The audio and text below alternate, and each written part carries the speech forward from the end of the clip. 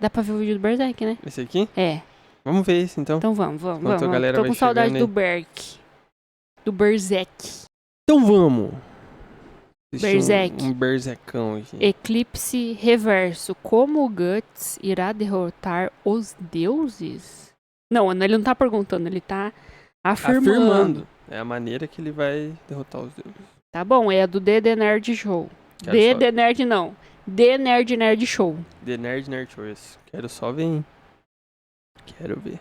Eventos fictícios na história da literatura, acreditamos que Aumenta o fato o de o volume. eclipse ser um Ou dos o meu que tá piores baixo. eventos fictícios na história Agora da tá no literatura é basicamente indiscutível nesse ponto. A dor visceral que ele gerou em nós é algo que levaremos para o túmulo. E falando em túmulos, nosso protagonista Guts acabou de ser colocado dentro do seu. No capítulo 383, descobrimos que Guts foi, entre aspas, enterrado dentro da estupa Kushan, nas palavras de Daiba, não nossas, e que ele está passando por algum tipo de processo transformador. Isso mesmo. Enquanto muitos leitores de Berserk podem pensar que isso é outro eclipse, acreditamos que é, na verdade, o oposto. Então, neste vídeo, queremos falar sobre o eclipse reverso. Esse evento tem o potencial de transformar completamente o cenário da série como conhecemos. Mas o que exatamente é isso e como sabemos o que está acontecendo? E se você quer saber mais sobre essa teoria do eclipse reverso, se liga no vídeo. Fala galera, Léo Bertolucci aqui, espero que vocês estejam muito bem. E hoje vamos falar sobre essa teoria que é o que o Guts vai passar. Um eclipse reverso. E se você é assim como eu, fã de mangás e animes, já aproveita para se inscrever no canal, ativar as notificações, deixar um like e bora pro vídeo. Para começar a esclarecer porque sentimos que Guts está passando por um eclipse reverso, precisamos primeiro falar sobre o eclipse e sua mecânica. Porque, por mais horrível que tenha sido, havia várias condições que precisavam ser cumpridas para que ele fosse desencadeado, e entender essas condições vai explicar melhor os eventos do capítulo 383. Vamos começar respondendo a uma pergunta básica: o que é um eclipse? Simplificando, é um ritual ativado por um eclipse solar total a cada 216 anos. Ou melhor, ele desencadeia um eclipse solar total como uma condição ritualística. A razão pela qual eclipses são tão raros no universo de Berserk é bastante simples também. São cerimônias que levam ao nascimento de figuras divinas extraordinariamente poderosas, e criar tais figuras toda vez que eclipses normais ocorressem simplesmente arruinaria o equilíbrio cósmico de poder. Cada eclipse acontece quando a quantidade total de negatividade na humanidade ultrapassa um limiar crítico, e a pessoa escolhida como alvo geralmente renasce como um aspecto dessa negatividade. Por exemplo, como o membro da mão de Deus, Fento. Grift representa um sentimento intenso de anseio, aquele espaço onde tudo é sugerido, mas nada é definitivo. Ixi, caiu? Caiu rapidinho e voltou. Seguimos o baile. O anseio por si só não é uma emoção inerente ao crítico, e a pessoa escolhida como alvo geralmente renasce como um aspecto dessa negatividade. Por exemplo, como o membro da mão de Deus, Fento. Grift representa um sentimento intenso de anseio, aquele espaço onde tudo é sugerido, mas nada é definitivo. O anseio por si só não é uma emoção inerentemente negativa, mas as ações que certas pessoas estão dispostas a tomar em seu nome certamente são. Grift é o exemplo perfeito disso, onde ele escolheu seduzir e tirar vantagem de uma princesa inocente para satisfazer seu anseio por Guts. O anseio é uma emoção tão intensa que pode fazer pessoas sãs cometerem alguns dos crimes mais insanos que existem, e uma vez que toma conta de uma pessoa, nunca solta. Isso encapsula perfeitamente Grift como pessoa, porque uma vez que ele decidiu conquistar um reino, ele viu tudo que o afastava desse caminho, incluindo uma amizade genuína como um pecado inerente do qual precisava se purgar. O nome dele, na mão de Deus, reflete isso também, pois ele é chamado de Fento. Um Fento segundo é a menor unidade de tempo que existe, mas mesmo um Fento segundo parece uma eternidade para uma pessoa que anseia por algo ou alguém com intensidade suficiente. E falando em pecado, o eclipse não fortalece exatamente os pecadores, mas sim aqueles com potencial ilimitado para cometer atos pecaminosos. No mundo de Berserk, nada é tão preto no branco quanto parece à primeira vista. A maioria das pessoas pensa que os apóstolos são hedonistas, demoníacos que vivem para o assassinato e canibalismo, mas há apóstolos como Rosine que se tornam demônios sem ter uma compreensão clara do que estão fazendo. Rosine não era uma pessoa pecadora, nem exibiu traços pecaminosos enquanto crescia.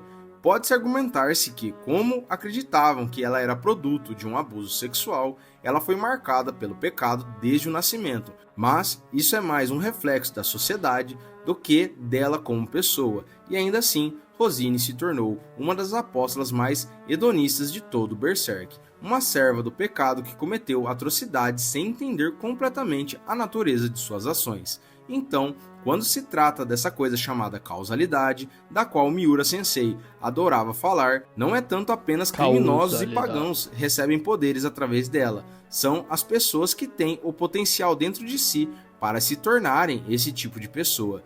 E, sob essa perspectiva, Griffith ser escolhido como a pessoa em torno da qual o quinto eclipse foi centrado faz todo sentido, porque ele pode ter a aparência do Falcão Branco e imaculado no campo de batalha, mas Thiago. no fundo ele é tão sombrio quanto aqueles que ele pretende. Salve, Thiagones! Tudo na paz?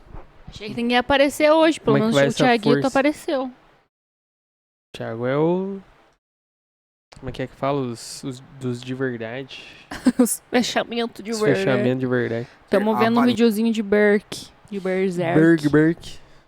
O quinto eclipse foi centrado faz todo sentido, porque ele pode ter a aparência do Falcão Branco e imaculado no campo de batalha, mas no fundo ele é tão sombrio quanto aqueles que ele pretende substituir. Ele comete assassinatos e sequestros sem pestanejar e usa as pessoas ao seu redor como marionetista, usa suas marionetes para montar uma peça. Griffith matou a maior parte da facção conservadora de Midland ao prendê-los dentro de uma torre e depois incendiar essa torre, chamando isso de checkmate do ponto de vista de guerra. Os ideais que ele defende podem ser atraentes, mas a ideologia que ele carrega é bastante perigosa. Exatamente. E é isso que o torna o alvo perfeito para um eclipse. É isso que a galera não entende, a galera que aprecia o Griffith. Aprecia, assim, mais, né? Igual a gente quase o Guts. Uma vez que os poderes constituídos decidem quem fortalecer... Relembrando, não estamos falando que o personagem é ruim. É, sim. Uma coisa é uma coisa, outra coisa é outra coisa. Não tô falando dele ser ruim, não. Falando de achar, tipo, da hora o que ele faz, bora. Entendeu? E dá razão. E dá razão, falar... É isso que estamos falando. Sempre rola esse, né? Mas é um personagem muito... Sim. Extremamente bem construído. Sim, não tô falando que não. Sim. Assim como todos os personagens do Miura Sensei High. Eles então estabelecem o contexto geral de suas vidas para guiá-los até o momento do eclipse. Esse contexto incluiu coisas como sua história pessoal e familiar, suas ações em suas vidas e o tipo de interações que eles têm com outras pessoas. Até o momento em que o eclipse foi desencadeado, Griffith pensava que tudo que o havia feito era fruto de suas escolhas pessoais. Mas então o eclipse aconteceu e ele descobriu que, na verdade, fazia parte de uma peça muito maior sendo encenada pelo verdadeiro... Beleza, Thiago, pode mandar. Valeu, Thiago!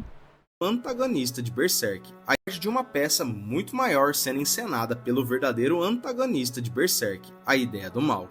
A ideia do mal é sugerida como a razão pela qual o mal e as coisas como a mão de Deus existem no universo de Berserk. E por isso é importante que a ideia o identifique como um jogador-chave em seus planos. Uma vez que isso acontece, não importa o quão machucado e ferido seu corpo se torne, ou como você escolha viver sua vida, você chegará a um ponto em que se sentirá tão impotente que fará qualquer coisa para não se sentir assim. É possível que as pessoas resistam ao chamado da causalidade, monitorando-se constantemente e tomando decisões baseadas no conceito de moralidade. Mas isso geralmente é pedir demais para um homem com as ambições de Griffith. E assim, já temos dois requisitos estabelecidos. O primeiro é a escolha da causalidade e o segundo é o período de 216 anos. Uma vez que essas duas condições são cumpridas, o berrelite carmesim é enviado pelo abismo e encontra seu caminho até a pessoa destinada. Não importa se essa pessoa perde o berrelite por acaso, seja por jogo ou roubo. Quando o tempo prometido chega, ele encontra seu caminho de volta. Que foi que aconteceu? Que é exatamente o que acontece com Griffith. Quando Griffith ativou seu berrelite, ele estava fugindo de Guts, Casca e o resto do bando do Falcão, porque sentia que, ao ficar com eles por mais tempo, ele desistiria completamente de seu sonho. Naquele ponto da história, Griffith estava quebrado além do reparo. Seus tendões da perna e do pulso haviam sido cortados, garantindo que ele nunca mais seguraria uma espada ou sequer andaria novamente. Sua língua foi arrancada, para que não pudesse dar ordens ou encantar os nobres com seu charme. E, mesmo não tendo sido resgatado pelas pessoas cuja liberdade ele arriscou ao seduzir a princesa Charlotte, ele não podia deixar de sentir inveja do progresso de Guts como guerreiro e refletir seu próprio estado de impotência. Ele sabia que teria que passar o resto da vida como uma pessoa com deficiência, e isso simplesmente não lhe parecia certo. Quando sua fuga foi interrompida por uma queda no lago, Griffith lamentou o fato de não poder nem começar de novo direito, e quando viu Guts vindo para resgatá-lo, a pessoa a quem ele culpava por todas as suas desgraças, a represa de seu desespero e desejo se rompeu. Quando o resto do bando do Falcão chegou ao local, a cena mudou de um pôr de sol para uma terra de rostos torturados, com um sol negro supervisionando tudo, o que sinalizou o início do eclipse. Depois de concordar em sacrificar o bando do Falcão original, a forma física de Griffith foi envolvida em um casulo enquanto sua alma descia às profundezas do abismo, um encontro com a ideia do mal. Após esse encontro, seu corpo de carne se transformou na forma que ele havia escolhido para cumprir seu propósito e tornou-se parte do mundo astral. Mesmo a sobrevivência de algumas oferendas sacrificiais e na forma de Guts e Casca não impactou seus níveis de poder, porque ele já havia enviado pessoas mais do que o suficiente para o abismo. Griffith passou os 2 anos seguintes se preparando para o próximo passo em sua evolução, que era recuperar um corpo de carne, mas isso faz parte de uma cerimônia separada que exigia um sacrifício ainda maior. Falaremos sobre isso também em alguns momentos, mas essas são, em termos gerais, todas as condições que alguém precisaria cumprir para desencadear e completar um ciclo de eclipse. É preciso ser escolhido pela ideia do mal, possuir um berrelite carmesim, criar um grupo grande o suficiente para ajudá-los a transcender sua carne mortal e, em seguida, cair em um desespero profundo que possa servir como uma plataforma de lançamento para sua nova existência. É essa última parte que pode ter incutido na cabeça dos leitores a ideia de Guts passando por um eclipse próprio. Pouco antes do lançamento do capítulo 383, Koji Mori tweetou uma atualização sobre o status da história no X. E foi aí que a especulação sobre o eclipse de Guts começou a se espalhar. Até este ponto, as pessoas sempre presumiam que algo assim poderia acontecer, porque a série havia preparado o terreno para isso. Guts entrou em posse de um berrelite no primeiro arco de Berserk, sim, e ele continua a segurá-lo até hoje. E ele tem se tornado cada vez mais deprimido desde que Alfheim foi destruída, com o desespero se tornando seu estado padrão. Ele não está sangrando ou perto da morte agora, mas isso pode mudar a qualquer momento em uma série como Berserk. E o mais importante, a possibilidade de ele se tornar um demônio foi levantada vezes demais para ser ignorado. Desde que Griffith sequestrou Casca, Guts perdeu muito de seu senso de propósito e vagueia sem rumo dentro do abismo de sua própria mente, o que o torna um candidato ideal para ser um apóstolo. É principalmente por isso que muitos fãs de Berserk acreditaram por muito tempo que nosso herói acabaria se tornando um com os vilões, porque tudo tem apontado nessa direção. E com Mori tweetando que o capítulo 383 será efetivamente o eclipse de Guts, essa crença foi ainda mais fortalecida. No entanto, é exatamente aí que reside o problema, porque as palavras de Mori foram ligeiramente tiradas de contexto. O que ele quis dizer com aquele tweet foi que este próximo arco da jornada do Espadachim Negro será tão importante quanto o eclipse, o que é uma coisa completamente diferente. Isso não significa que o que começou no capítulo 383 será um eclipse. Será um ritual, sim, e de fato o ritual já começou. mas não implicará coisas como ele sacrificar seu novo grupo de amigos para se tornar tão poderoso quanto Grift. Na verdade, é o exato oposto, porque se Guts tentar seguir a rota demoníaca, ele terá se derrotado, e também ele está perdendo alguns componentes chaves que teriam tornado este ritual demoníaco por natureza. Dito isso, vamos direto ao que este eclipse reverso pode parecer e qual pode ser o seu propósito. No capítulo 383, vemos Guts tropeçando em uma sala escura e caindo sobre uma enorme folha de lótus colocada sobre uma piscina de água. Enquanto isso acontece, ele começa a pensar em Grift e Casca, primeiro durante os dias do Bando do Falcão e depois após o incidente em Alfheim. Depois que ele vê a segunda memória diante de seus olhos, as paredes começam a vazar bolhas de sangue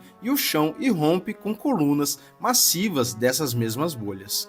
A água sob a folha de lótus começa a jorrar para a superfície porque, na verdade, a maldita coisa está afundando. Pouco antes do rosto de Guts ser engolido pela água abaixo, a folha de lótus se fecha ao redor dele como um par de mãos e ambos afundam na piscina. Esse momento ecoa aquele em que o corpo de Grift entra em um casulo enquanto sua alma afunda no abismo durante o eclipse. Faz sentido pra caramba. Isso torna os paralelos entre esses rituais bastante evidentes, mas este agarrar e afundar da folha de lótus é apenas isso, um mero eco do eclipse. Não vemos Guts dizendo uma única palavra relacionada ao juramento sacrificial que se faz ao se juntar ao reino dos demônios. E a única palavra que ele pensa, que é, finalmente, parece estar direcionada ao fato de que ele acha que finalmente vai conseguir um descanso permanente. Este momento é o exato oposto do que alguém deseja ao desencadear um eclipse ou qualquer outro ritual demoníaco. Porque esses rituais se baseiam no desejo da vítima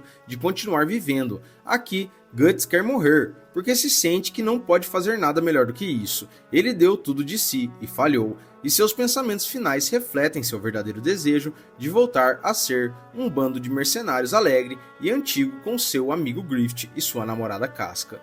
Desespero e desejo estão presentes aqui, mas a forma que eles tomam é completamente oposto da perspectiva dos demônios. Porque o desespero de Guts não é só por ele mesmo. Ele está desesperado pelos companheiros perdidos, está desesperado pelos companheiros que ainda estão vivos, mas que ele não pode ajudar. E, acima de tudo, está desesperado pela perda do melhor aspecto de seus amigos. Grift é um demônio sedento por poder agora, e Casca não consegue nem olhar para ele sem desmaiar. Tudo isso nunca teria acontecido se Guts não tivesse tentado egoisticamente conquistar um sonho próprio, mas lá no fundo ele sempre foi muito parecido com Grift. Na verdade, eles são duas faces da mesma moeda. Mas voltando à estupa, o motivo pelo qual mencionamos tanto opostos é para mostrar que o que está acontecendo agora claramente não é o tipo de ritual demoníaco que vimos até agora, porque não atende a nenhuma dessas condições. Poxa, sim, mas mesmo dava com essa impressão de já, dilatação temporal entre os planos físico e astral, não há como 216 anos terem se passado dentro da estupa. Enquanto do lado de fora as coisas mudaram do dia para a noite, o requisito temporal em si não bate. E até os sinais visuais que recebemos são parecidos com o eclipse e a cerimônia de encarnação, mas não são os mesmos. Aquelas bolhas de sangue que parecem no capítulo 383 são cegas e não maliciosas por um motivo. E se você nos perguntar, esse motivo é que elas pertencem a pessoas que atravessaram para o mundo astral não em busca de poder, mas em busca de iluminação. Lembre-se da descrição do Cavaleiro Caveira sobre as bolhas que apareceram em Alfheim. Ele as chamou de remanescentes dos antigos donos originais da ilha de Skellig, voltando para reivindicar o que era deles com força e malícia. Isso não é exatamente o que ele disse, mas é o que ele quis dizer. E se esse for o caso, então as bolhas de sangue da cerimônia de encarnação eram exatamente as mesmas, o que faz sentido dado o histórico violento e sangrento de St. Albion. Mas a Estupa Kushan é um lugar diferente. É o local onde várias gerações de altos sacerdotes Kushans se enterravam de acordo com as tradições budistas do mundo real. No budismo, um monge só é enterrado com uma estupa quando sua vida mortal se aproxima de seu fim natural, e certos monges budistas até se preparam para isso mumificando-se nos seus últimos anos. Este é um lugar onde ocorre uma travessia espiritual. Essa travessia é pura por natureza, simbolizando o desapego das preocupações e aflições do mundo físico. Como sabemos disso? Bem, só precisamos olhar com atenção para a folha na piscina dentro da estupa. E isso fez sentido porque, no budismo, a folha de lótus é um símbolo de pureza e iluminação. Sim. Uma lótus cria raízes no leito lamacento de um copo d'água, mas suas folhas e botões prosperam na pureza acima desse copo d'água. Pode crescer a partir do que chamamos de sujeira, mas ela sempre prospera uma vez que se eleva acima dessa barreira. Se isso soar familiar para a trajetória de um certo espadachim, você não está enganado, porque acreditamos que esse simbolismo é bastante intencional. Quando você considera o fato de que as manchas no sangue e a armadilha de lótus foram acionadas quase simultaneamente e que todos seus valores simbólicos estão relacionados às antigas tradições de busca pela iluminação e pureza, você começa a entender o que Daiba quis dizer ao falar com Sila no capítulo 383. Enquanto os dois discutiam a situação de Guts, Daiba afirmou que, dentro da escuridão, onde alguém é privado de todos os seus sentidos físicos, só resta olhar para dentro de si mesmo. Exatamente. Ele está esperando para ver a loucura que emerge do interior de Guts, porque acredita que isso fará toda a diferença na guerra que está por vir. A loucura de Guts não é a loucura que Slan deseja, é a loucura que vem do desapego e da iluminação, é a loucura que vem de aceitar que você não pode controlar tudo e que às vezes você precisa deixar as coisas irem. É a loucura que vem de entender que a vingança não trará de volta aqueles que você perdeu e que a única maneira de seguir em frente é aceitar o passado e abraçar o futuro. E é exatamente isso que acreditamos que o Eclipse Reverso é, um ritual de purificação que ajudará Guts a confrontar seus demônios internos e emergir mais forte do que nunca. Não é sobre se tornar um monstro, mas sobre aceitar a escuridão para finalmente encontrar a luz.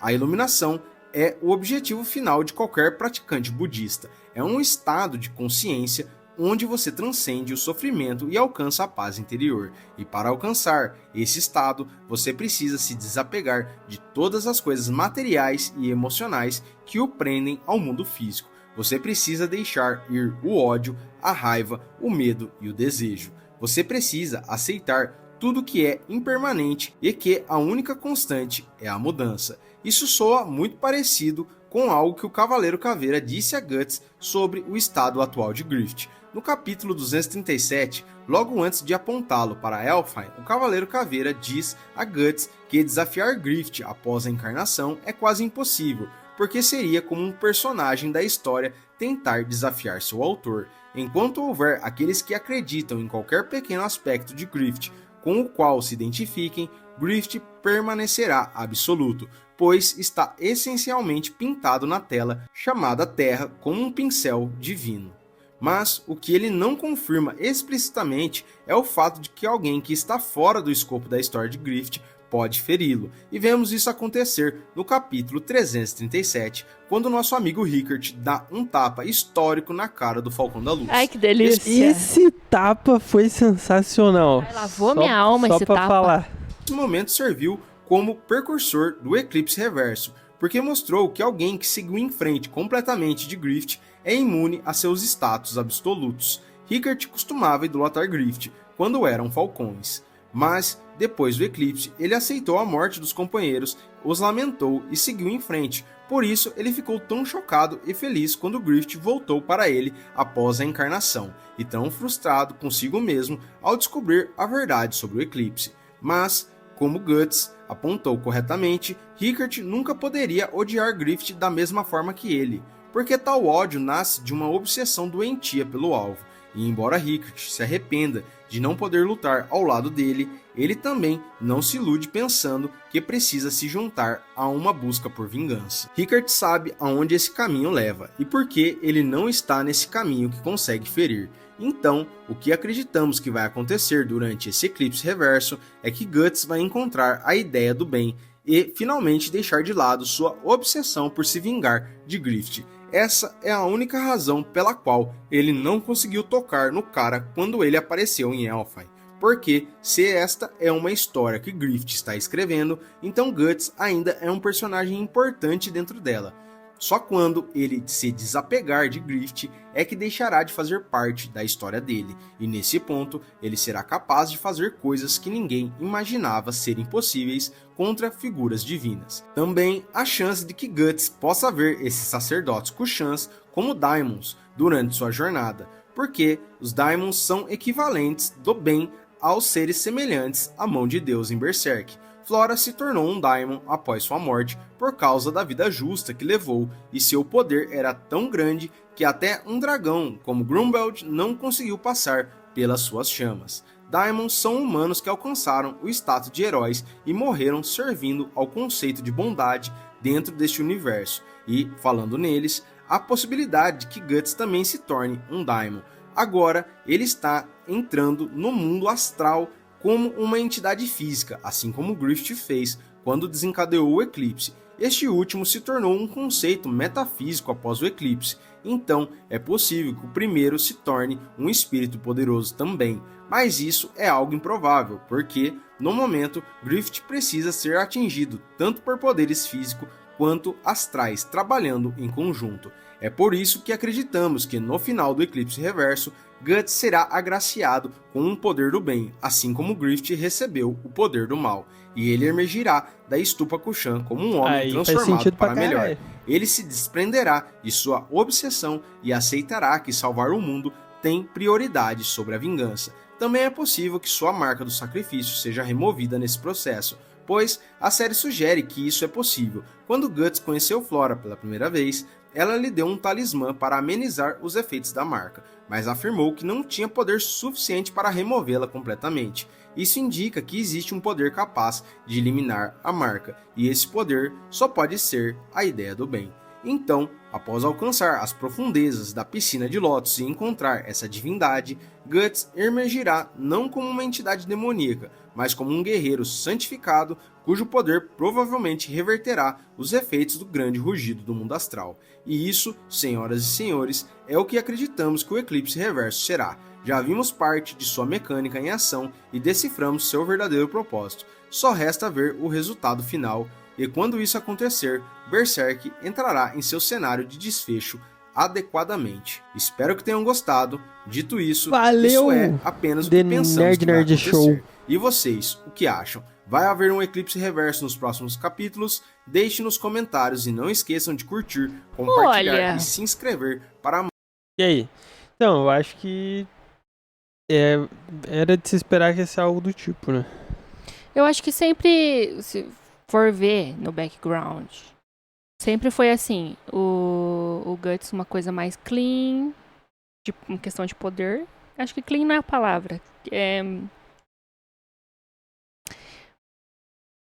Um poder mais do bem mesmo, do bem. Entendi. E o Griffith? Ah, eu esqueci de ligar uma coisa aqui. E aí, o Griffith é mais, tipo, maquiavélico e firulado. Um poder mais dark. É. Sim.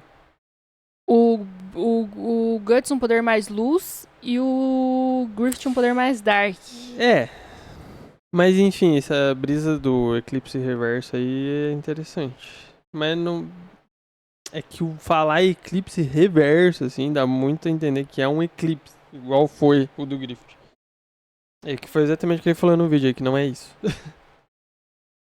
Mas tipo assim, o Guts vai entrar num estágio profundo de autoaceitação. Vai rolar... É que eu não consigo especular nada. Eu não sei, mas quando a gente viu a primeira vez, eu imaginei que ia ser algo do tipo, que ele ia, tipo, observar as próprias trevas dele e tal. Vamos ver, vamos aguardar. O povo tá trabalhando, o BFF do Miura tá trabalhando, tá trampando. E vamos confiar no homem. Por favor. Bora. Não cague. Outra coisa que eu ia falar. Que saudade vendo esses desenhos. esses desenhos. A gente tem que comprar logo pra gente começar esses desenhos do mangá. Pra gente ler. Que maravilha, que saudade. O bom de ter visto o Subsolo, que já muita coisa já vai dar um panorama. Mas a gente vai ver o mangá, assim. A gente vai acompanhar o mangá. Vai rever pelo mangá.